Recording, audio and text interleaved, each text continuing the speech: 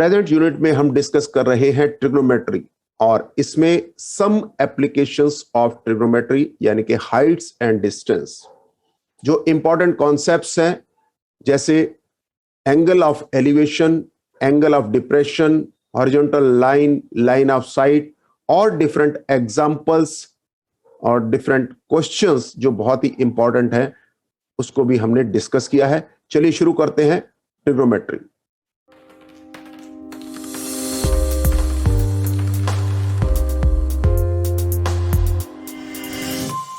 Revision for class 10th crash course continued.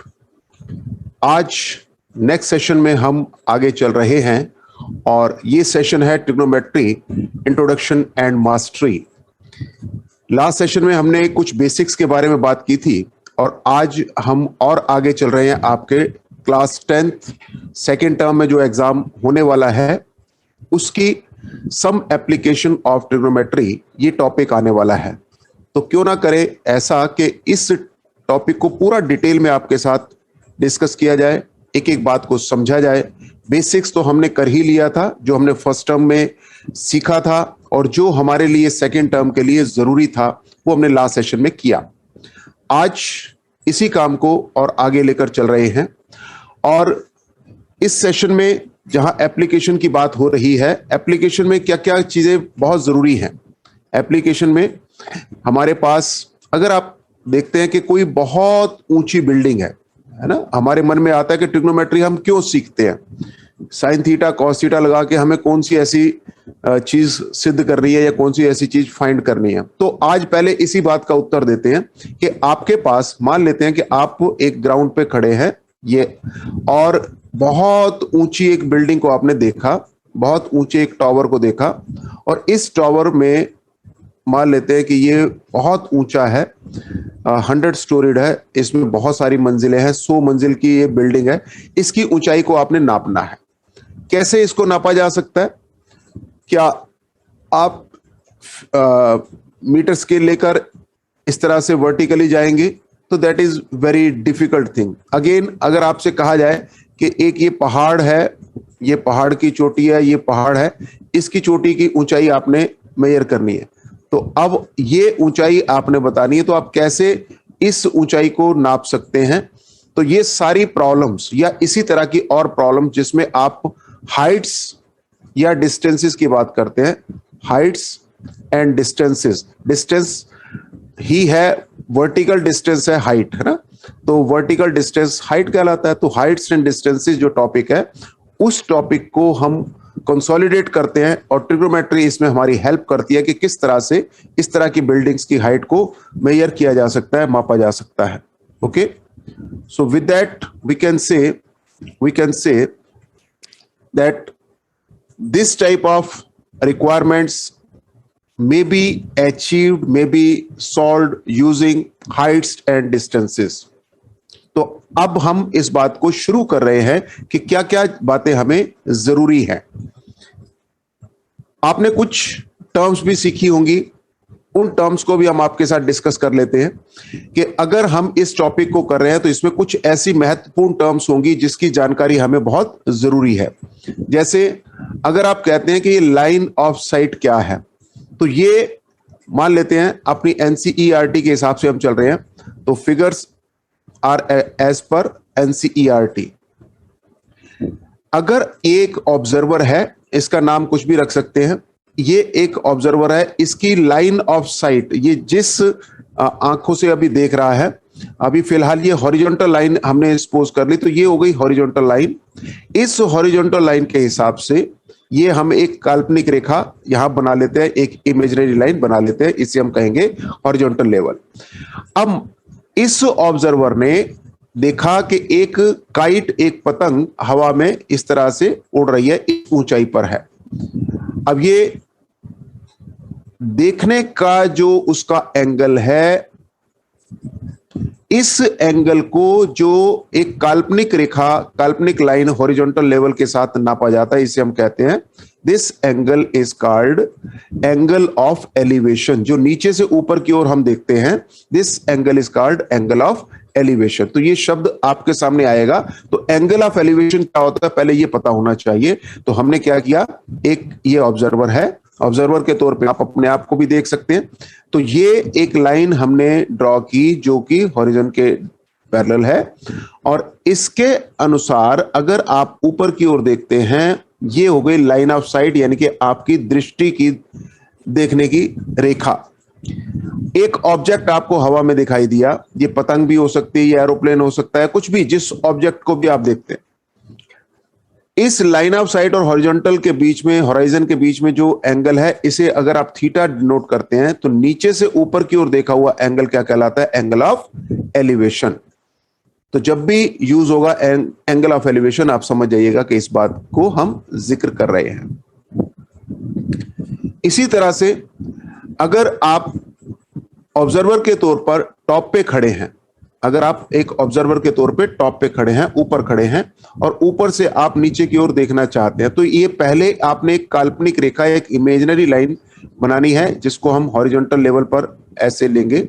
ये suppose कर लिया कि एक हमारा जमीन के पैरेलल, ग्राउंड के पैरेलल एक लाइन है जो हवा में लगी नहीं हुई, सिर्फ हमने एज्यूम करनी है कि मान लेते हैं ये एक लाइन है जिसके पैरेलल हमने अगर देखें तो ये हॉरिजॉन के पैरेलल है, जमीन के पैरेलल है, ग्राउंड के पैरेलल है। अब कोई ऑब्जेक्ट है, कोई ऑब्जेक्ट है, ये ऑब्जेक्ट जमीन पर पड़ा है, ये आपके पास जमीन पर है, इस ऑब्जेक्ट को आप देखना चाहते हैं, नीचे की ओर दिख रहा है, ये आपने ऑब्जेक्ट को देखा, तो सबसे पहले यहां से जो एंगल बनेगा, इसे अगर आप इस समय थीटा कहते हैं, तो this will be called as angle of depression. तो जब भी कहा जाएगा यहां एंगल ऑफ डिप्रेशन, मतलब नीचे की ओर देखने पर जो एंगल है उसकी बात हो रही है। एंगल ऑफ एलिवेशन हिंदी में कहते हैं उन्नयन कोण, और एंगल ऑफ डिप्रेशन इसे कहते हैं अवनमन कोण। तो यहां पर एंगल ऑफ एलिवेशन की बात हो रही है, यानी कि ऊपर की ओर देखने की बात हो रही है तो एंगल ऑफ एलिवेशन, नीचे की ओर देखने की बात हो रही है तो एंगल ऑफ डिप्रेशन, यानी कि अवनमन कोण। तो यहां पर इस इमेजिनरी लाइन से जो एंगल है किसी भी ऑब्जेक्ट का, this will be called as angle of depression. फिर हम कुछ और कॉन्सेप्ट्स का यूज करके देखेंगे कि ये एंगल भी उतना ही आएगा जितना ये है। क्या आप मुझे बता सकते हो कि ये थीटा और ये भी थीटा कैसे हो जाएगा? If I say how much would this be, ये कितना होगा, तो आप देख के बता सकते हैं कि ये भी थीटा होगा। क्यों? क्योंकि अगर दो पैरेलल लाइंस हैं, ये एंगल्स हमेशा, ऑल्टरनेट इंटीरियर एंगल्स हमेशा बराबर होते हैं अगर ये लाइंस पैरेलल हैं। तो two lines are parallel, transversal is cutting them, then these two angles are same. तो ये एंगल आपस में बराबर हैं। तो इसी छोटे छोटे कॉन्सेप्ट्स को ज्योमेट्री के और ट्रिग्नोमेट्री के हम यूज करके आगे बढ़ने वाले हैं। तो इन टर्म्स के साथ हमारी दोस्ती होनी चाहिए ताकि हम इस टॉपिक को और अच्छे से समझ सकें।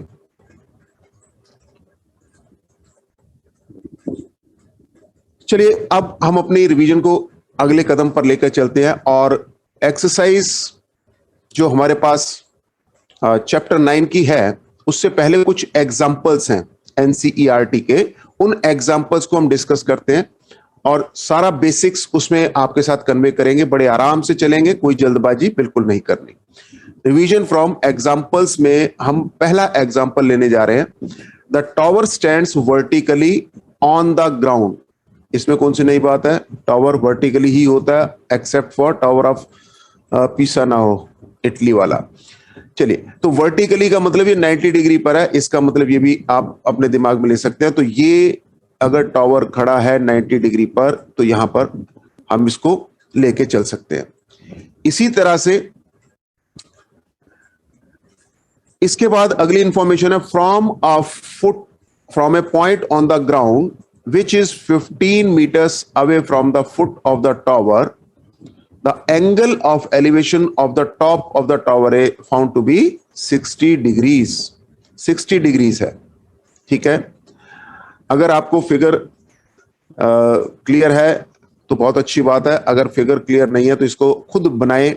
यहां पे आपके साथ मैं दोबारा से शेयर कर रहा हूं कि ये अपने पास ए बी इस तरह से बना लें, और ये आपके पास है सी, इस तरह से आप इसको यहां पे ले सकते हैं।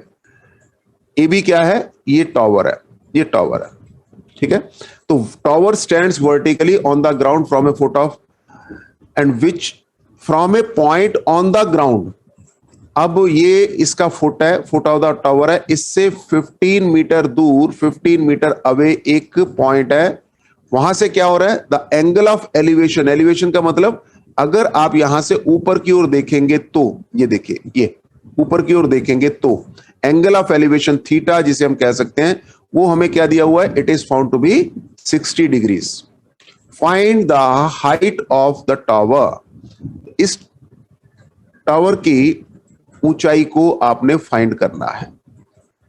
अब इस तरह के क्वेश्चन में होगा क्या, हाइट्स एंड डिस्टेंसेस में बेसिक बात क्या होगी कि एक साइड आपको दी गई होगी, एंगल दिया गया होगा, और दूसरी साइड अननोन साइड आपको फाइंड करनी होगी, बस इतनी ही बात है। तो कौन सी ऐसी चीज है जिसको कि हम यहां पर लेके चल सकते हैं, ठीक है। ए बी और बी सी में आप इसको आप एच सपोज कर लीजिए, ये हो गया हाइट। ये हाइट जो है वो इस समय परपेंडिकुलर वाली जगह पर है। अगर हम पीबीपी एचएचबी वाला फार्मूले को कहें तो परपेंडिकुलर, और ये हमारे पास बेस की जगह है बीसी। तो हमें परपेंडिकुलर और बेस के बीच में, परपेंडिकुलर एंड बेस, इनके बीच में एक रिलेशन याद करना है कि कौन सा रिलेशन ऐसा होता था जो हम इन दोनों में से यूज कर सकते हैं। थीटा हमें दिया हुआ, तो आप याद कीजिए लास्ट सेशन में हमने किया था पीबीपी एचएचबी, पीबीपी एचएचबी, और ये पहला जो था वो साइन थीटा के लिए था, यहां पर कॉस थीटा के लिए था, और यहां पर टेन थीटा के लिए था। याद आ गया। पीबीपी एचएचबी मतलब perpendicular upon hypotenuse, base upon hypotenuse, perpendicular upon base.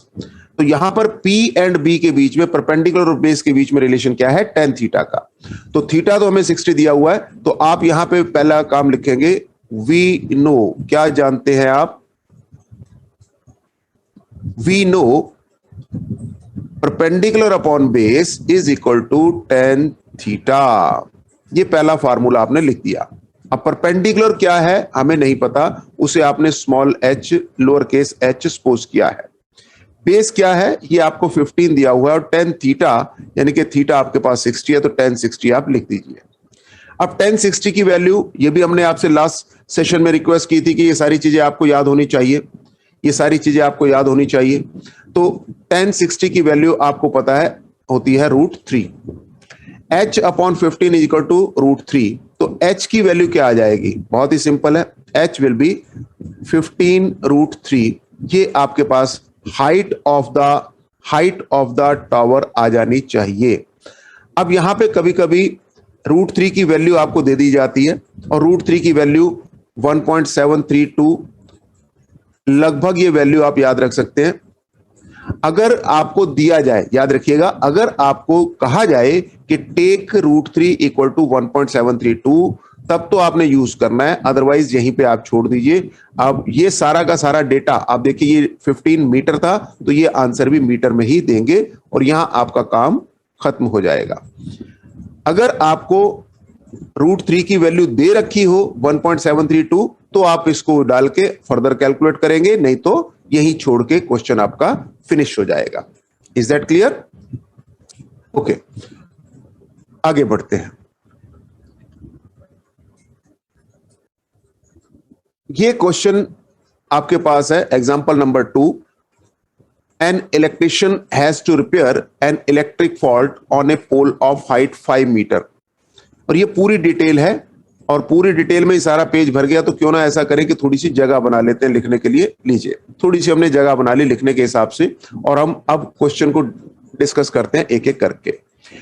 N electrician has to repair an electric fault, ठीक है भाई। तो ये एक टावर आपको दिया हुआ है, ये टावर आपके पास है ए बी के तौर पे। इस टावर को आप यहां पे दोबारा से बना ले, ए यहां पे, क्योंकि एक बना बनाया होता है, एक अपनी आंखों के सामने बनता है, तो दोनों में बड़ा फर्क है। ये ए, ये बी और ये डी, इस तरह से 3 पॉइंट मैंने मार्क कर लिए। ए डी है टावर, ये पूरा है टावर, इलेक्ट्रिक टावर। इलेक्ट्रिशियन को रिपेयर करनी है और टोटल हाइट कितनी दी हुई है 5 मीटर्स, हाइट दी हुई है 5 मीटर, तो ये आपके पास 5 मीटर का टावर है। अच्छा, अब अगली इंफॉर्मेशन क्या है, she needs to reach a point 1.3 metre below the top of the pole. तो इस तरह के क्वेश्चंस में हाइट्स एंड डिस्टेंसेस में सिर्फ शब्दों को पढ़ना है और उसका डायग्राम बनाना है। अगर आपने शब्दों को पढ़ के डायग्राम प्रॉपर बना लिया तो क्वेश्चन में कुछ नहीं है। क्वेश्चन तो बहुत ही सिंपल है, सिर्फ आपको इन शब्दों को डिकोड करके यानी कि वर्ड प्रॉब्लम्स को आपने मास्टर करना है, यहां पे ये कह सकते हैं। तो 1.3 मीटर बिलो द टॉप, अब टॉप कहां पे है, ए पर है, ए से 1.3 मीटर नीचे, तो 1.3 मीटर नीचे आ जाओ, ए यहां से 1.3 मीटर नीचे आ गए। ठीक है जी, अब हम पहुंच गए पॉइंट बी पर। क्या होगा यहां पर एक आपको लैडर यूज करनी है बिलो द टॉप, यहां पे आपको एक लैडर यूज करनी है। तो सबसे पहले तो आपको यह बताना है कि लेंथ ऑफ लैडर क्या होगी, जो कि इंक्लाइंड है 60 डिग्रीज पर। तो अब जमीन से, अब ग्राउंड से या इस टावर का जो है उसका बॉटम, इस बॉटम से वो कितनी दूरी पे आप रखोगे ताकि 60 डिग्री उसको लगा के यहां तक वो पहुंच जाए। तो पहला क्वेश्चन आपके पास आ गया कि how much is this length, और दूसरा क्वेश्चन आपके पास है रिक्वायर्ड पोजीशन। तो पहली बात क्या हुई कि लेंथ ऑफ लैडर, ये एक क्वेश्चन हो गया आपका, लेंथ ऑफ लैडर ये एक क्वेश्चन हो गया। ठीक है, ये क्वेश्चन जब तक खत्म नहीं होगा क्वेश्चन को खत्म नहीं मानना, ये आपका एक क्वेश्चन हो गया। और दूसरा क्वेश्चन क्या है, दूसरा है कि फुट ऑफ द लैडर कहां रखा जाएगा ताकि ये काम प्रॉपरली संपन्न हो जाए। तो ये हो गया क्वेश्चन नंबर 2 आपका। तो इस पार्ट में, इस एग्जाम्पल में आपसे 2 बातें पूछी गई हैं। क्या पूछा गया है सबसे पहले ये निकालना शुरू करें, और हम घर पे बैठ के रिवीजन कर रहे हैं, पेपर वाला पार्ट नहीं है। पेपर में कैसे अटेम्प्ट करना है वो अलग से बताया जाएगा, लेकिन अभी हम क्या कर रहे हैं, अभी हम समझ रहे हैं कि इसके अंदर इंफॉर्मेशन क्या क्या दी हुई है। तो हमने एक रफ सी डायग्राम बना दी, आपके सामने जानबूझ के सारी चीजें ड्रॉ की हैं, एक बनी बनाई डायग्राम को यहां पे आप देख सकते हैं एनसीईआरटी के अकॉर्डिंगली। अब यहां पर इंफॉर्मेशन हमें पता लग गई कि ए बी जो है वो 1.3 है, तो बी डी कितना हो जाएगा, क्या आप मुझे बता सकते हैं बी डी कितना हो जाएगा? बी डी, तो आप देखिए ए डी में से ए बी को अगर आप माइनस कर दें, ए डी कितना है 5 मीटर, ए बी कितना है 1.3, तो ये आपके पास आ गया 3.7, 3.7, ये क्या आ गया, बट दिस इज, ये आपके पास आ गया बीडी की लेंथ। ठीक है, यहां तक कोई प्रॉब्लम नहीं। तो बीडी आपके पास आ गया 3.7। तो सबसे पहला काम आपका इस तरह के जो क्वेश्चंस हैं हाइट्स एंड डिस्टेंसेस के, उसमें एक राइट ट्रायंगल के अंदर एक साइड ढूंढना पहला काम होता है आपका। तो हमने वो काम कर लिया बड़े आराम से कि बीडी हमें मिल गया, जो कि side of a right triangle है, side of a right triangle है ना। तो बीडीसी का साइड है बीडी 3.7, तो हमारा काम अब आसान हो गया। अब हम चाहें तो डी के साथ सी फाइंड करें और चाहें तो बीसी फाइंड करें, क्योंकि एंगल हमारे पास है।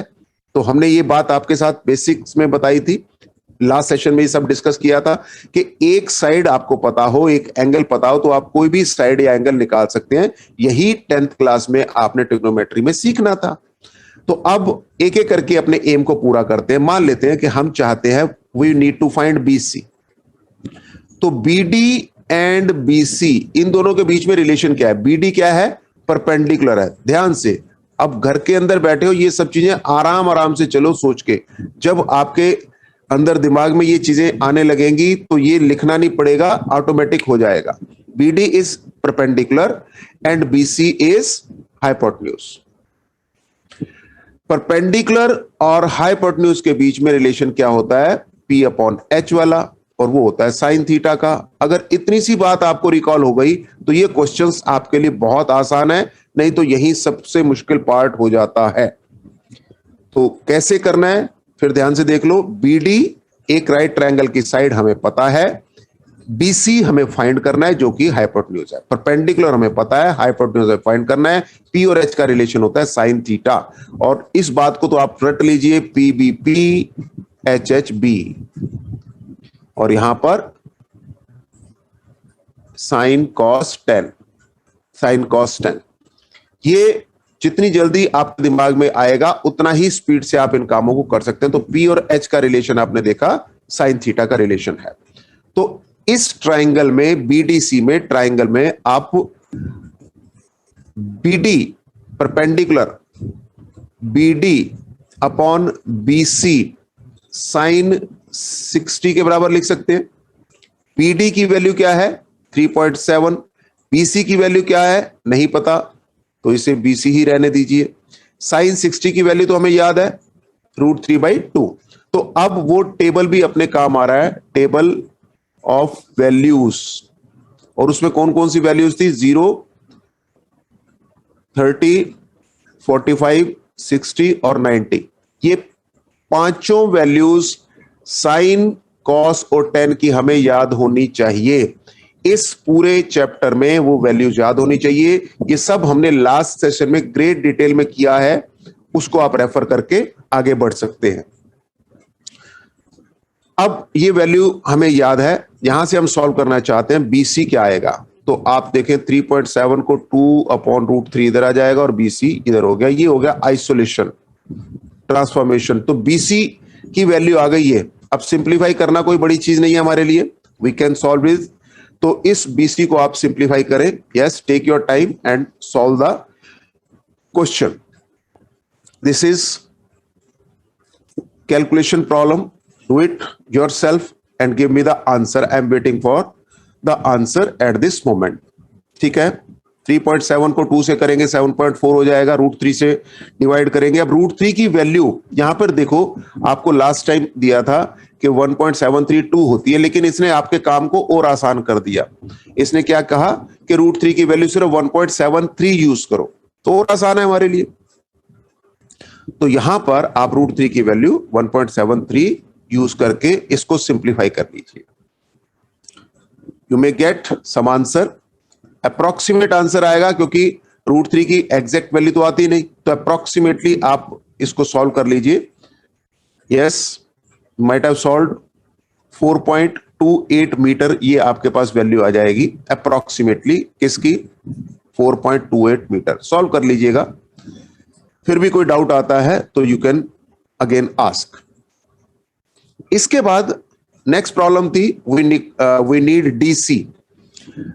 अब फिर वैसे ही चलना है, बिल्कुल बेसिक्स, बैक टू बेसिक्स। एक ट्राइंगल है जिसके अंदर 3.7 हमें पता है, ये नहीं पता, और ये एंगल 60 पता है। तो क्या करना चाहिए, परपेंडिकुलर हमें पता है, बेस हमें चाहिए। तो परपेंडिकुलर और बेस में tan थीटा वाला रिलेशन लगता है, ये हमें पता लग गया।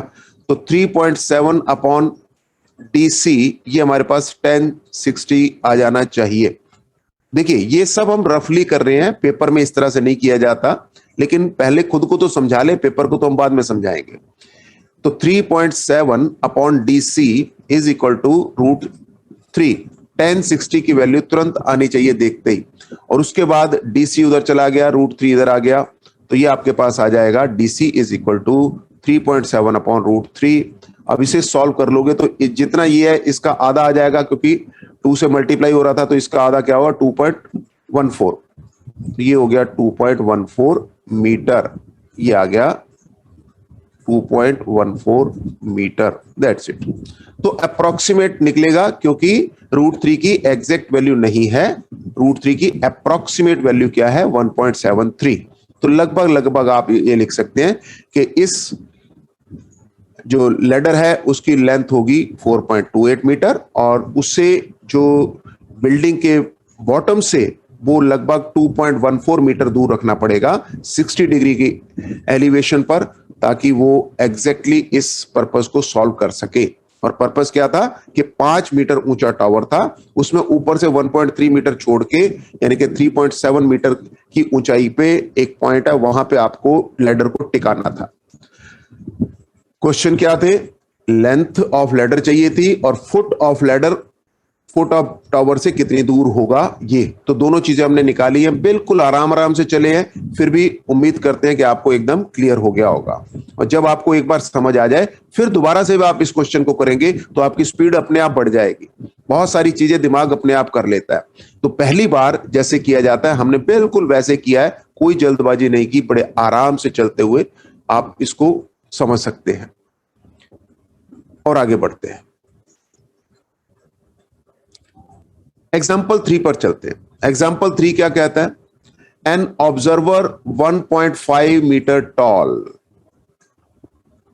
अब ऑब्जर्वर है 1.5 मीटर टॉल, इसको भी रीड्रॉ करते हैं आपके सामने।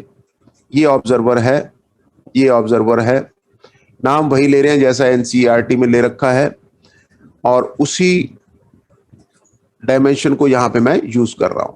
यहां पर 1.5 मीटर टॉल एक व्यक्ति है, ऑब्जर्वर का मतलब एक व्यक्ति है।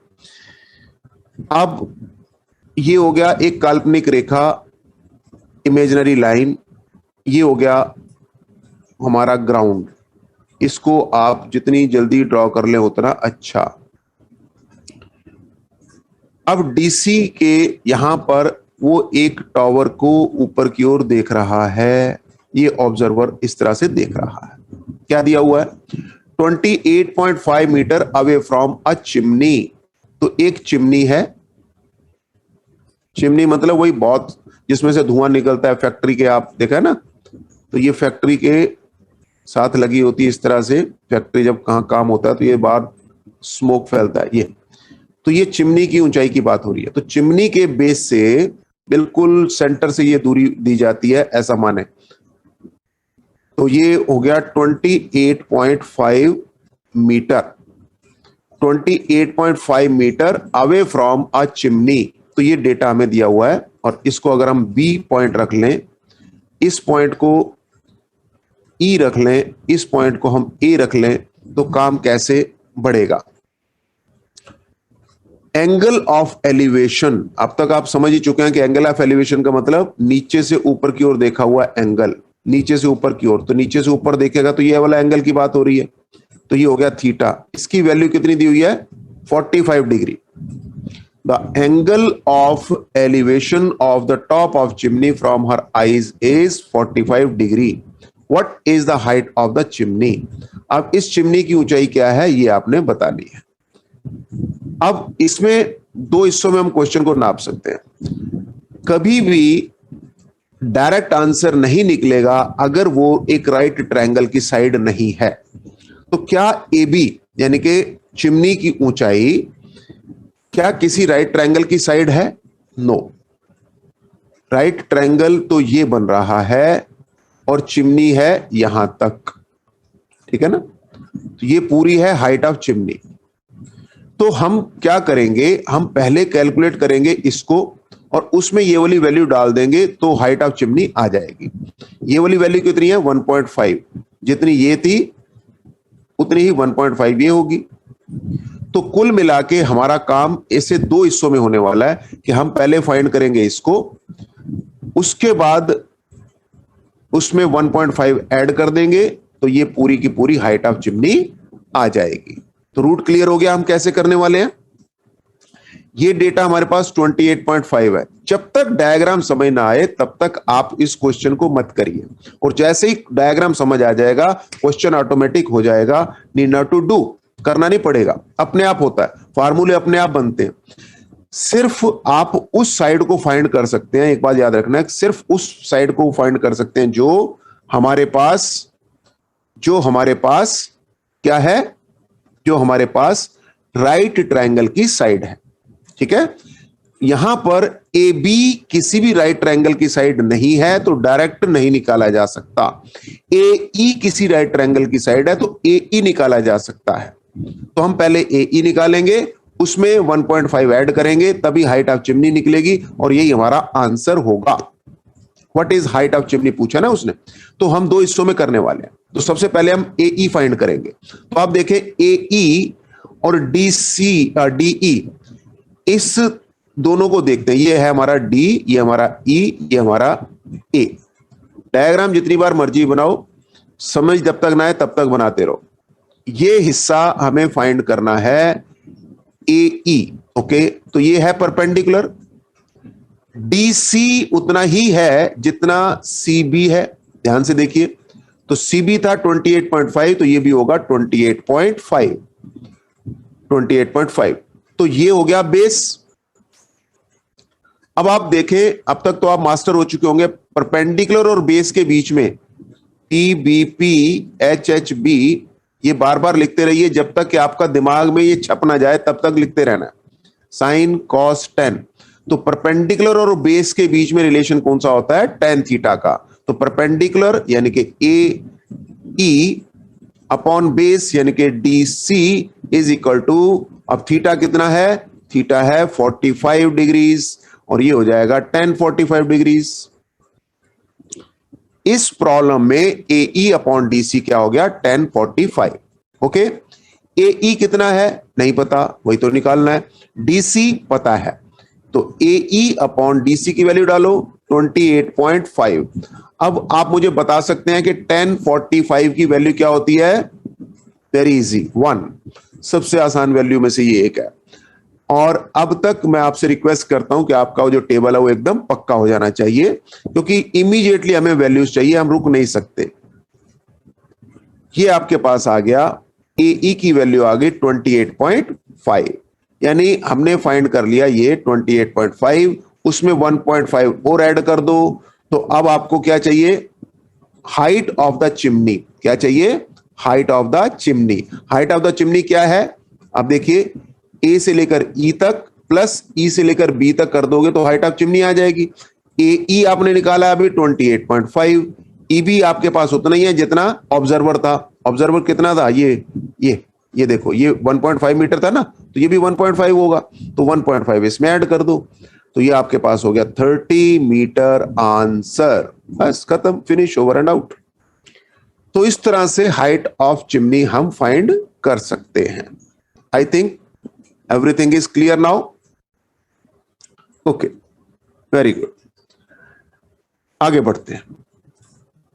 बस आपसे एक ही रिक्वेस्ट है, नोट भी करते चलें और रिस्पॉन्स भी करते चलें। नेक्स्ट क्वेश्चन फिर हमारे पास है, और इस तरह के क्वेश्चन पेपर में आते हैं।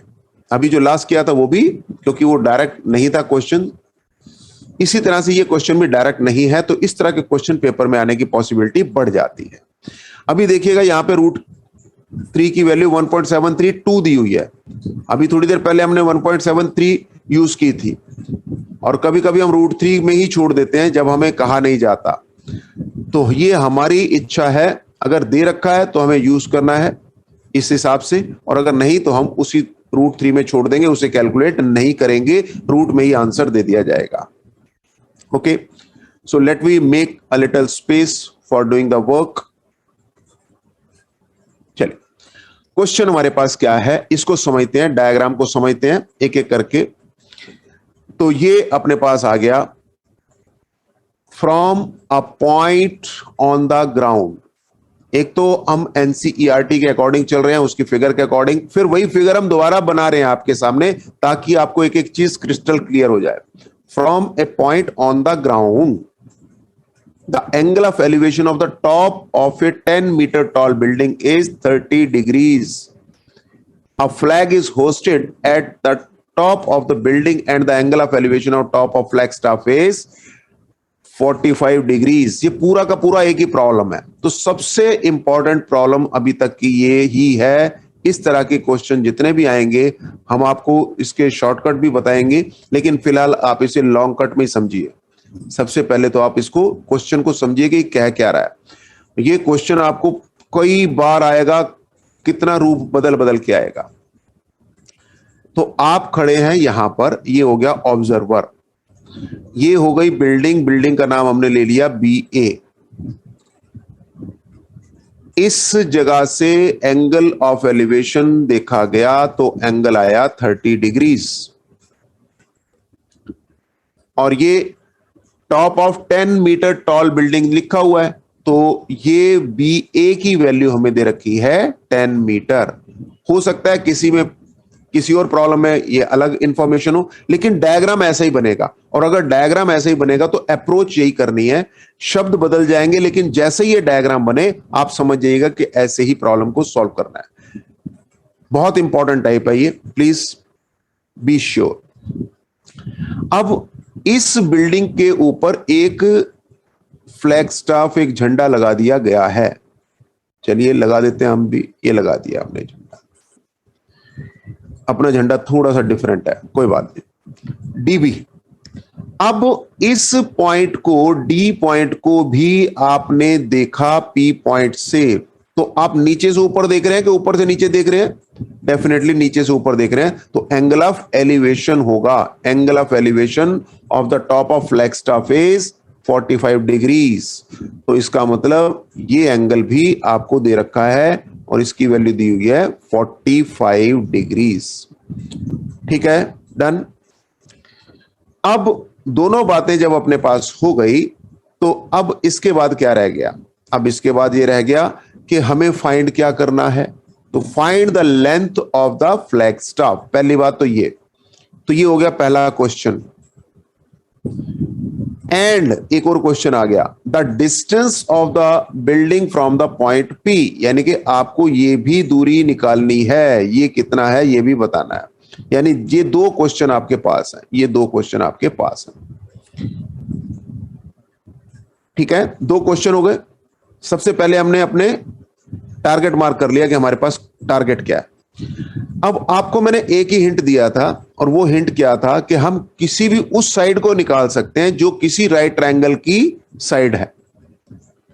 अब अगर आप पीबी को निकालना चाहेंगे तो पीबी किसी भी राइट ट्रायंगल की पूरी साइड नहीं है, पार्ट ऑफ साइड तो है लेकिन पूरी साइड नहीं है, तो पीबी डायरेक्ट नहीं निकाला जा सकता। ये तो नियम बन गया, इस बात को तो समझ लीजिए कि ये सिंगल स्टेप में तो निकाला नहीं जा सकता। अब इसको भूल जाओ। अब चलते हैं, दूसरी प्रॉब्लम हमारी क्या है? एपी। एपी क्या है? Distance of the building from the point P. तो क्या ये निकाला जा सकता है? इसके लिए भी वही क्वेश्चन है, क्या ये किसी राइट ट्रायंगल की साइड है? तो हां, यहां आपके पास ये इस ट्रायंगल की साइड है, ये हमें दिखाई दे रहा है। ये एक राइट ट्रायंगल की साइड है। इस ट्रायंगल का नाम क्या है? ए बी पी बोल लो या ए पी बी बोल लो या बी ए पी बोल लो, जो मर्जी बोलो। इस ट्रायंगल की, इस राइट ट्रायंगल की साइड है।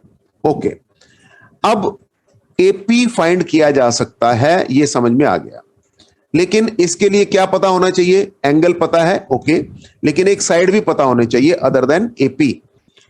तो क्या हमें कोई और साइड पता है इसी ट्रायंगल की? तो हम फॉर्चुनेट हैं, हमें ए बी पता है। ए बी की वैल्यू है 10 मीटर, बस काम बन गया।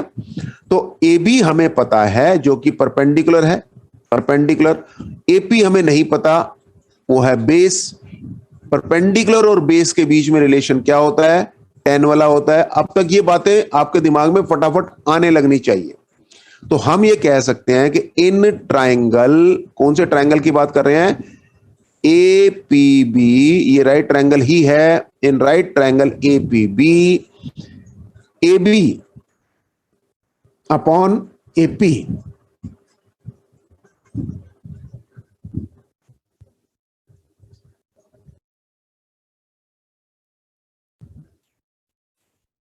ए बी अपॉन ए पी क्या होगा? 10 थीटा। थीटा कितना है? 30 डिग्रीज वाला। ध्यान से देखिएगा, 45 यूज मत कर देना, 30 है ये वाला एंगल है इस समय, ये वाला, ये 30। तो ए बी कितना है? 10। ए पी कितना है? नहीं पता। 10 30 कितना होता है? 1/√3। अब ये फटाफट पता होना चाहिए। अब इसको सॉल्व कर लो, क्रॉस मल्टीप्लाई, एपी उधर चला गया, AP इज इक्वल टू 10√3। ये हमारे पास पहली कैलकुलेशन आ गई। अब हमें √3 की वैल्यू भी दे रखी है, क्या दे रखी है? 1.732 ले लो। ओके भाई, जो कहा जाएगा वो लेना ही पड़ेगा। तो AP की वैल्यू क्या आ जाएगी? 10 इंटू 1.732, तो कितना आ गया? 17.32, 17.32। क्या अब सब कुछ मीटर में है तो ये भी मीटर में ही होगा। तो ये हमने क्या फाइंड कर लिया? एपी फाइंड कर लिया, यानी कि उस पॉइंट की दूरी बिल्डिंग से निकाल ली। 17.32, 17.32 मीटर्स आ गई। अभी हमारा एक पार्ट तो खत्म हो गया, एक पार्ट सॉल्व हो गया। दूसरा पार्ट अभी हमने क्या करना है, जब तक दोनों नहीं खत्म होंगे क्वेश्चन को खत्म नहीं माना जाएगा। तो अभी दूसरा पार्ट क्या है, height of flag staff. Flag staff की लेंथ कितनी है, फ्लैग कितना ऊंचाई है, तो कितना ऊंचा है भाई, उसके लिए क्या करना होगा, पीबी फाइंड करना होगा। पीबी तो डायरेक्ट फाइंड किया नहीं जा सकता, तो अब उसके बजाय हम क्या, PD sorry PD BD find नहीं किया जा सकता डायरेक्ट, क्योंकि ये किसी भी साइड नहीं है राइट ट्रायंगल की। तो बीडी फाइंड करने के लिए हम क्या कर सकते हैं, बीडी फाइंड करने की बजाय हम एडी फाइंड कर सकते हैं। एडी हम फाइंड कर सकते हैं क्या, एडी, एडी क्या है, एडी एक राइट ट्रायंगल है एपीडी, इसकी साइड है या नहीं, ट्रायंगल एपीडी की साइड है, यस, तो एडी फाइंड किया जा सकता है। इसी तरह से एपी हमें पता था, एपी हमें पता था, तो एपी जो है वो हो गया बेस, एडी जो है वो हो गया परपेंडिकुलर, परपेंडिकुलर और बेस के बीच में रिलेशन क्या है, tan थीटा वाला। बस अब ये चीजें याद करनी है फटाफट, आपकी एक्सपीरियंस इतना हो जाना चाहिए कि पता हो कि अब ये किसका रिलेशन है। एक साइड हमारी नोन है, एक साइड हमारी अननोन है। नोन और अननोन के बीच में कौन सा ट्रिग्नोमेट्रिक रेशियो लगनी है, साइन कॉस या tan में से, वो आप निकालते जाइए। और उनकी टेबल आपने याद रखी है सारी वैल्यूज वाली, 0, 30, 45, 60 और 90 वाली। अब उसमें से सिर्फ 30, 45 और 60 ही यूज होंगे, 0 और 90 वाला तो आपके पास इस तरह की प्रॉब्लम में काम नहीं आएगा, लेकिन पता होना चाहिए, वो आगे कहीं ना कहीं यूज हो ही जाएगा। तो व्हाट नेक्स्ट, अब AD upon AP, AD upon AP, AD upon AP क्या होगा, क्या होगा, tan 45, tan थीटा होगा ना। तो AD कितना है, AD कितना है, अब ये BD तो पता नहीं हमें, इसको हम X मान सकते हैं, चलो इसको हम X मान सकते हैं या H मान सकते हैं, H मान लो, चलो H क्या है, हाइट ऑफ फ्लैग स्टाफ। तो हो गया AD कितना हुआ, AD कितना हुआ, H प्लस 10 अपॉन AP कितना है, AP कितना है, yes you can write 17.32 equal to 1045, 1045 क्या होता है 1, उधर चला जाने दो। उसके बाद H is equal to 17.32 minus 10, ये कितना आ गया 7.32। ये आपके पास दूसरा आंसर आ गया, that's it, over and out. तो H की वैल्यू फाइंड कैसे होगी, H की वैल्यू कैसे फाइंड होगी, देखा आपने। तो ये बहुत ही इंपॉर्टेंट क्वेश्चन है, अगर आपको ये समझ आ गया तो इस तरह के बहुत सारे क्वेश्चन और भी किए जा सकते हैं। फिर ध्यान से देखिए, इसमें BD किसी भी राइट ट्रायंगल की साइड नहीं है, इसलिए डायरेक्ट नहीं निकाली जा सकती। AP किसी राइट ट्रायंगल की साइड थी, उसको निकाला जा सकता, तो वो हमने निकाला 17.32। उसके बाद हमने क्या किया, हमने BD की बजाय AD सॉल्व किया, AD हमने सॉल्व किया और उससे हमने AP का यूज करके, और उसके बाद उसमें से AB यानी कि 10 माइनस कर दिया, and we get the answer as 7.32 as height of flag staff. कुल मिला के हमने 7.32 मीटर ये हो गया, और डिस्टेंस हो गया 17.32 मीटर। ये दोनों ही आपके आंसर्स हैं। आराम आराम से हर चीज को देखना है, पेपर में कैसे करना है वो फिर से बताया जाएगा, लेकिन पहले क्वेश्चन को समझ लीजिए कि कैसे ये होता है, ठीक है, टेक्निक क्या है उसके पीछे की। अटेम्प्ट करने का वे दूसरा रहेगा, ये पहले समझने का तरीका है कि खुद हम कैसे क्वेश्चन को डिकोड करते हैं। और आगे बढ़ते हैं। The shadow of a tower standing on a level ground is found to be 40 meter longer when the sun's altitude is 30 degrees than when it is 60 degrees. एक ही सांस में यहां तक तो पढ़ लीजिए। अब इस प्रॉब्लम को फिर दोबारा से अपने हिसाब से बना लीजिए, डायग्राम को रीड्रॉ कर लीजिए। कह क्या रहा है, कह ये रहा है कि मान लो ये सूर्यदेव है, यहां पर सूर्यदेव निकले हुए हैं, और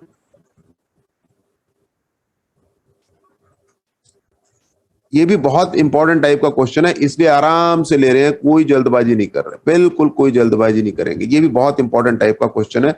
ऐसे भी बहुत सारे क्वेश्चंस आपको मिलेंगे।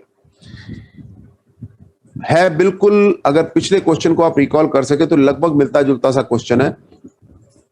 अगर आप इस क्वेश्चन को पहले ड्रॉ कर लेते हैं, फिर समझाएंगे कि ये पिछले क्वेश्चन के साथ मिलता जुलता कैसे है। तब तक कुछ बच्चे तो इसको मेकअप कर ही लेंगे कि ये पिछले क्वेश्चन से कैसे मिलता जुलता है। अभी पहले हम डेटा को डालते हैं।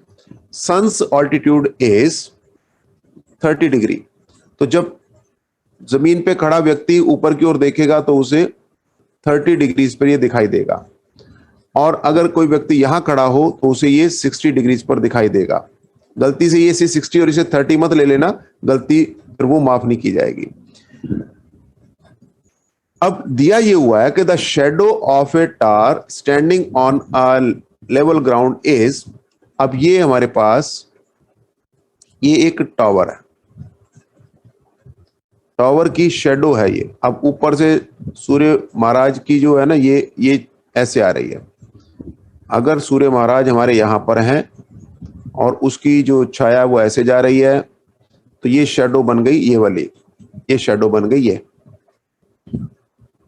नाम भी डाल लीजिए, बिल्कुल वही एनसीईआरटी के अकॉर्डिंग हम चल रहे हैं, तो एनसीईआरटी के एग्जाम्पल और सारे फार्मूले वही यूज कर रहे हैं, सब एज इट इज।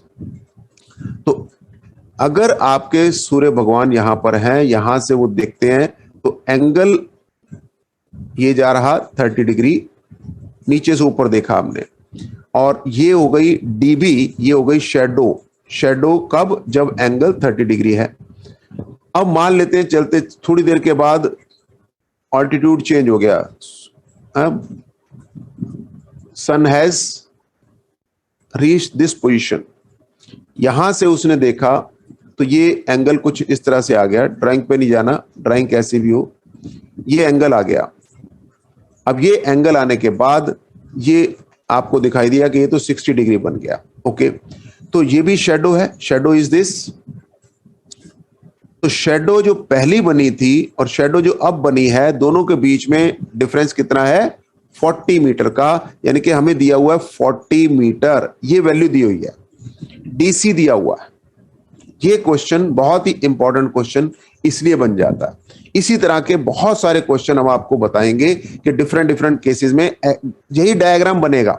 डायग्राम बिल्कुल यही बनेगा, करने का तरीका भी यही होगा, सिर्फ जो आपके शब्द हैं वो बदल जाएंगे। तो सिर्फ आप उस शेप को देख के ही आंसर तक पहुंच सकते हैं, क्योंकि मेथड तो अभी आपको समझ आ जाएगा। Find the height of the tower, यानी कि ये आपको एच फाइंड करना है, एच फाइंड करना है। सबसे पहला काम, क्या एच किसी राइट ट्रायंगल की साइड है? आप कहोगे जी है, इसकी साइड है, ए बी सी की साइड है। मजे की बात, एच जो है वो ए बी डी की भी साइड है, वो भी राइट ट्रायंगल है। चलो, तो पहली बात तो पूरी हो गई कि हमने कहा था कि एच को डायरेक्ट निकाला जा सकता है सिंगल स्टेप में, अगर वो किसी राइट ट्रायंगल की साइड है तो। यहां पर वो किसी राइट ट्रायंगल की एक की नहीं, दो की साइड है। अच्छा, लेकिन उसके साथ और कंडीशन भी थी कि जिस राइट ट्रायंगल की ये साइड है, क्या उसकी साइड भी कोई पता है?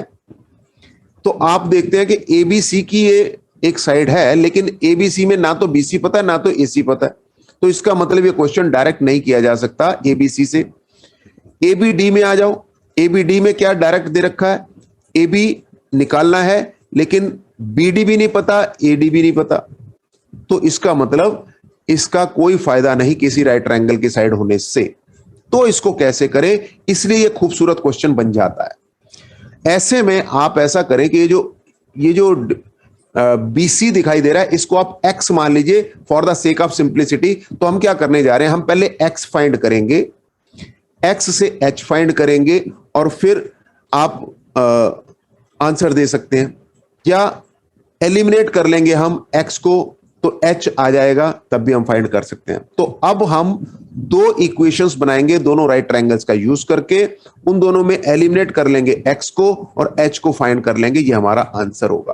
क्योंकि कई बार वो आपसे बीसी भी पूछ सकता है, इस क्वेश्चन में उसने बीसी नहीं पूछा, एक्स नहीं पूछा, सिर्फ एच पूछा।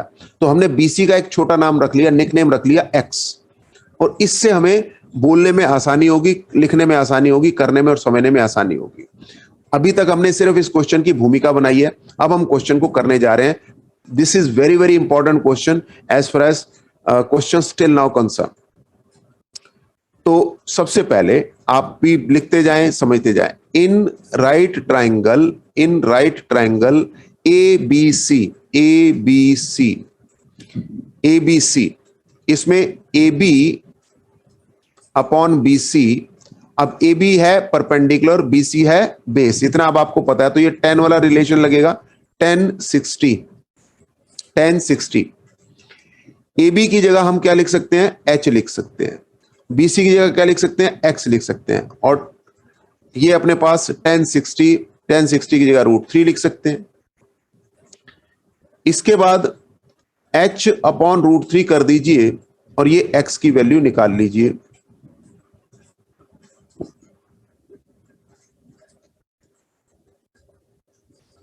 लीजिए, यहां तक कैलकुलेशन हो गई।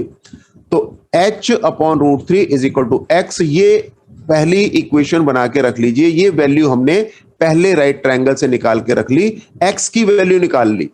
x की क्यों निकाली है, क्योंकि हमें h फाइंड करना है ना। तो x की दोनों वैल्यूज निकाल के उन्हें आपस में इक्वेट कर देंगे, x एलिमिनेट हो जाएगा, h की वैल्यू सॉल्व हो जाएगी। तो ये तरीका रहेगा हमारा, और इस तरह के क्वेश्चन जब भी आएंगे उसमें ऐसे ही करेंगे। उसके बाद दूसरा right triangle, in right triangle कौन सा, A B D. In right triangle A B D क्या होगा, A B upon B D. A B upon B D क्या होगा, h अपॉन एक्स प्लस 40। देखिएगा ध्यान से। और ये A B upon B D, A B upon B D ये क्या था, tan थीटा। तो tan कितना है, 30, tan 30। h upon x plus 40 बना दिया इसको, और tan 30 के बराबर है, ये बात हमें पता है। ये रिलेशनशिप हमारे पास बन गया, h upon x plus 40। Okay, अब इसकी वैल्यू डाल दीजिए, h upon x plus 40 is equal to √3, 1 upon √3, tan 30 की वैल्यू। इसके बाद वही क्रॉस मल्टीप्लाई, थोड़ा सिंप्लीफिकेशन, h को √3 से मल्टीप्लाई कीजिए, h √3 या √3h is equal to x plus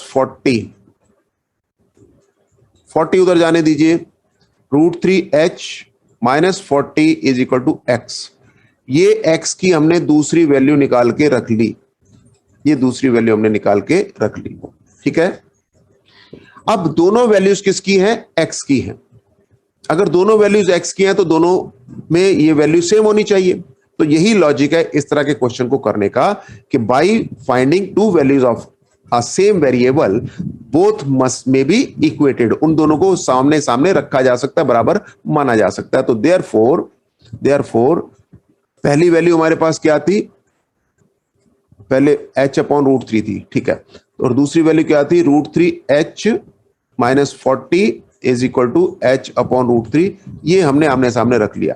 अब √3 से उसे मल्टीप्लाई कर दीजिए सिंप्लीफाई करते हुए। तो √3 हो गया 3h minus 40 √3 equal to h उधर जाके माइनस हो जाएगा, ये इधर आ जाएगा। तो 3h minus h equal to 40 √3 implies 2h is equal to 40 √3 and h आ गया 20 √3 h आ गया 20 √3। इसमें कोई डाउट हो किसी भी तरह का तो yes you can note it down. इसमें कोई भी डाउट नहीं रहना चाहिए, क्योंकि आपके पास ये एग्जाम का क्वेश्चन है, इस तरह के क्वेश्चन एग्जाम में आ सकते हैं। तो h is found, h has been found. Hope this is clear, and if you have noted, let us move further.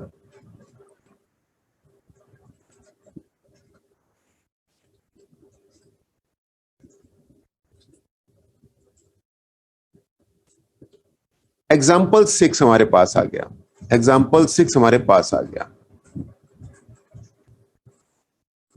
Example 6 हमारे पास।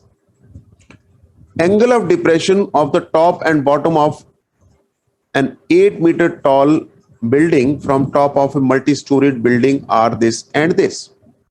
बिल्कुल उसी से मिलता जुलता है, लेकिन थोड़ा सा अंतर भी है. ये भी एग्जाम्पल बहुत इंपॉर्टेंट है. इस टाइप के क्वेश्चन भी पेपर में पूछे जा सकते हैं. थोड़ी जगह बना लेते हैं और अब इस एग्जाम्पल को दोबारा से आपके सामने वन बाय वन बनाने की कोशिश करते हैं. एंगल ऑफ डिप्रेशन यानी ऊपर से नीचे की ओर देखा हुआ angle of top and bottom of an eight metre tall building. अब 8-मीटर टॉल बिल्डिंग कौन सी है? सपोज करो ये है. उसी डायग्राम को हम यूज कर रहे हैं. ए बी इसका नाम है और 8 मीटर इसकी ऊंचाई है.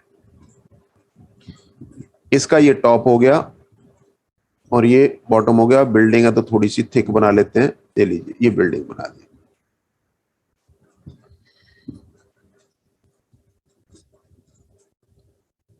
कहां से? Top of a multi storeyed building. एक मल्टी स्टोरीड बिल्डिंग है. From A top of 30 and 45 respectively. एक और बिल्डिंग है, बहुत ऊंची बिल्डिंग है, हाई राइज बिल्डिंग है. यहां से आपने इसकी टॉप को देखा, ऊपर से देखा है. तो जब आप ऊपर से देखेंगे तो क्या होगा? ये एक हॉरिजॉन्टल लाइन, इमेजिनरी लाइन है. यहां पे कोई हवा में लाइन लगी थोड़ी हुई है, सिर्फ आपने सोचा कि यहां एक लाइन है और फिर ये लाइन ऑफ साइट देखा और इनके बीच का जो एंगल है इसे एंगल ऑफ डिप्रेशन कहा जाता है. ये आपको पता है. तो सबसे पहले क्या है, जब आपने from the top of a multi storeyed building, यहां से यहां खड़े होकर आप देख रहे हैं, इसका नाम आपने रखा पी. पी से आपने बी को देखा. पी से आपने बी को देखा. ये देखा ऐसे. तो किसको देखा आपने? टॉप को देखा. आराम से चलना है, जैसे जैसे लिखा जाए वैसे वैसे ही करना है आपने. कभी कभी नहीं तो गलती हो जाती है. तो पहले आपने टॉप को देखा. कितना है ये है 30 डिग्रीज दिया हुआ है. 30 डिग्रीज एंगल ऑफ डिप्रेशन दिया हुआ है. ओके, तो आप क्या करें, ये पहला डायग्राम का इतना हिस्सा कंप्लीट हो गया. उसके बाद कहता है बॉटम को देखना है. बॉटम को देख लेते हैं जी. जहां से हमने देखा बॉटम को, तो कितना इसको बॉटम को देखना है. ओके, ऊपर से नीचे ही देखना है. ये ऊपर से नीचे ही देखना है आपने. ये बॉटम को देखा. कितना ये दिया हुआ है? ये दिया हुआ 45. ये 45 दिया हुआ. दोनों चीजें आपके पास हैं. अब इसको भी आपने ज्वाइन कर लिया इमेजिनरी लाइन लगा के, और इसका नाम आप रख लीजिए डी और इसका नाम रख लीजिए आप सी, एज पर एनसीईआरटी. हमने कोई नया नोमेनक्लेचर नहीं लिया, बिल्कुल वही जो एनसीईआरटी फॉलो कर रही है, बिल्कुल वही नाम ले लिए. पीबी लाइन ऑफ साइट है टॉप ऑफ द बिल्डिंग के लिए. पीए बॉटम ऑफ द बिल्डिंग को देखा गया. बिल्डिंग खुद 8 मीटर ऊंची है. अगर ए बी 8 है तो डीसी भी 8 होगा. ये बात हमें पता लग जाती है. अब हमारा क्वेश्चन क्या है?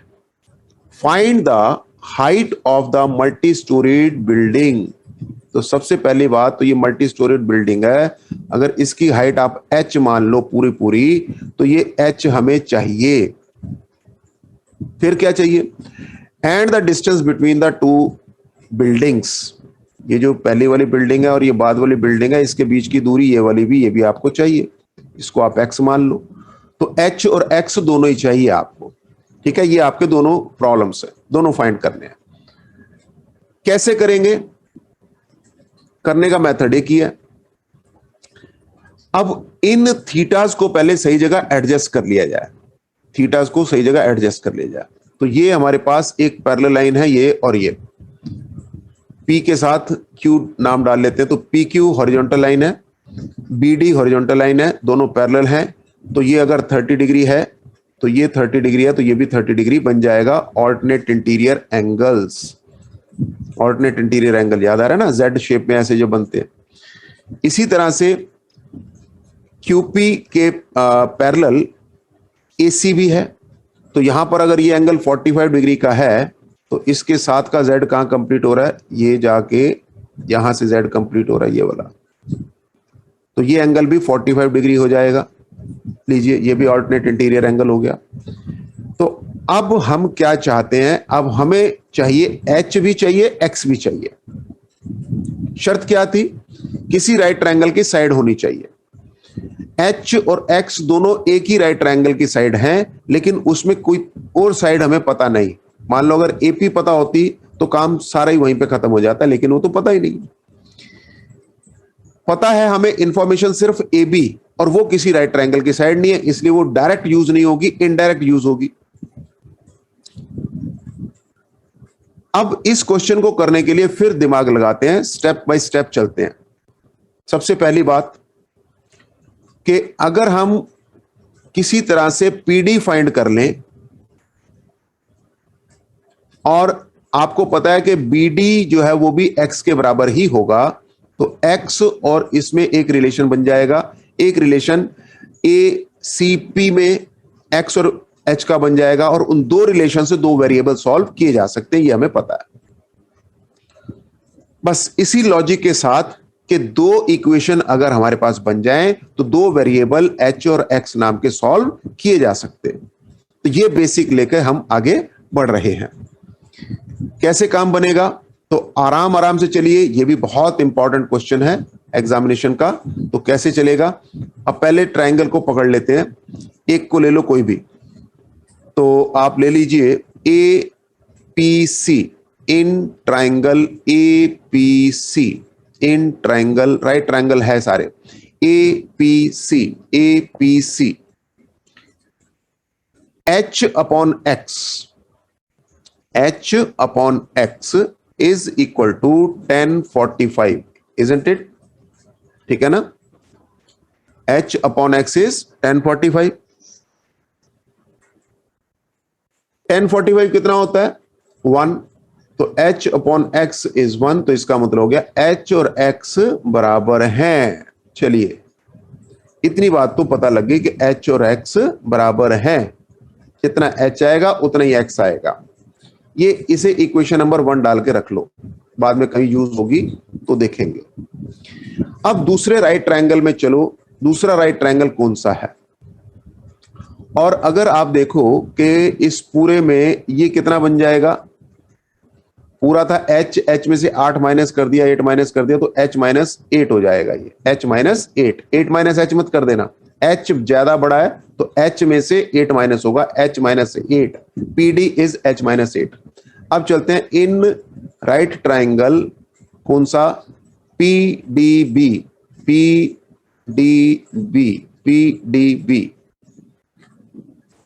PD upon PD equal to 1030।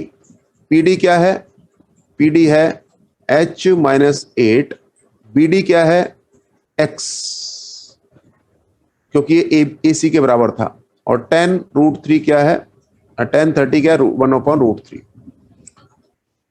अब इसमें आप गौर से देखें, सिंप्लीफाई कैसे करना है ये हम बेहतर जानते हैं, क्रॉस मल्टीप्लाई कर लो, कोई इशू नहीं। h माइनस 8 इसको √3 से मल्टीप्लाई करना है, इक्वल टू x, ये आएगा। ये इक्वेशन नंबर 2 हो गई। सबसे पहली बात आपको कहा था कि अगर दोनों ही वैल्यूज x की हैं तो उनको एलिमिनेट किया जा सकता है, x को बीच में एलिमिनेट किया जा सकता है, h को गायब किया जा सकता है। तो हम ये कहेंगे कि फ्रॉम 1 और 2 दोनों इक्वेशंस में x की वैल्यू तो दोनों बराबर होनी चाहिए। अगर दोनों बराबर हैं तो हम क्या कहेंगे कि h minus 8 into √3 is equal to h। इसे फर्दर सॉल्व कर लेते हैं, h इंटू √3, तो √3h हो गया, माइनस 8√3 और ये इक्वल टू h आ गया। h उधर जाने दीजिए, तो आपके पास आया √3h माइनस h, और 8√3 को इधर ले आइए तो 8√3 प्लस का हो गया। h दोनों में कॉमन ले लीजिए, √3 माइनस 1। ये सारी कैलकुलेशन की आदत डाल लीजिए, क्योंकि ये सब कैलकुलेशन बहुत बार करनी पड़ेगी। और इसके बाद h की वैल्यू जो आ गई 8√3 अपॉन √3 माइनस 1, ये किसकी वैल्यू आपने फाइंड कर दी? ये किसकी वैल्यू आपने फाइंड कर दी? यस कम ऑन, h की वैल्यू फाइंड कर दी। क्या चाहिए था आपको? h चाहिए था। क्या आंसर आ गया? यस आंसर आ गया। पर क्या यही आंसर दिया हुआ है? वो आप वेरीफाई करें, चेक करें, और अगर आप पाएं कि ये आंसर है तो बहुत अच्छी बात। PD, इसके बाद ये हमारे पास √3 - 1 से मल्टीप्लाई करके भी इसको फर्दर सॉल्व किया जा सकता है। यहां पे छोड़े, √3 + 1 ऊपर नीचे मल्टीप्लाई करने पर इसे हम कहते हैं रैशनलाइजेशन ऑफ द डिनोमिनेटर। तो ये आपके पास a - b a + b 3 - 1 हो जाएगा। √3 का स्क्वायर 3, a² - b² हो जाता है ना, तो √3 का स्क्वायर 3, और ये आपके पास 8 √3 इंटू √3 + 1, ये आपके पास आ गया 2, 2 कट जाएगा 8 से, आ जाएगा 4, तो आ गया 4 √3 इंटू √3 + 1। ये आंसर आ गया। किसके लिए? ये किसके लिए आंसर है? ये आंसर है h के लिए। अगर आप √3 अंदर भेजना चाहें, अंदर भेज के मल्टीप्लाई कर सकते हैं, अदरवाइज यहां छोड़ना चाहें तो यहां भी छोड़ सकते हैं। अब आपने देखा था कि h और x दोनों बराबर हैं, तो इसका मतलब x भी यही होगा। तो आप सिंपली इसकी वैल्यू को ही सेम उसके लिए भी लिख सकते हैं। तो आपको दोनों आंसर फाइंड करने थे, x और h। क्या दोनों फाइंड हो गए? Yes, now you have found both the values and that is why question is ending here. ठीक है, तो क्वेश्चन एकदम समाप्त हो गया, फिनिश हो गया, बहुत ही मजे से। तो ये बहुत इंपॉर्टेंट क्वेश्चन है, इसमें कैलकुलेशन भी अच्छी है, इसमें कॉन्सेप्ट भी अच्छे हैं, एक एक चीज को कनेक्ट करके चलना है, डायरेक्ट नहीं निकल रहा, क्यों नहीं निकल रहा, सारी लॉजिक हमने डिस्कस किए। तो आपसे रिक्वेस्ट है कि इस क्वेश्चन को कई बार करें, अच्छे से करें, क्योंकि ये पेपर में आने की बहुत बहुत पॉसिबिलिटीज होंगी। जब भी पूछा जाएगा इस तरह के क्वेश्चन जरूर पूछे जाते हैं। और आगे बढ़ते हैं, हम पहुंच गए प्रॉब्लम के लास्ट में, और इस लास्ट प्रॉब्लम में हमारे पास क्या है आप ध्यान से देखें। लास्ट प्रॉब्लम पे क्या है, एग्जांपल्स जो लास्ट है उसमें क्या है?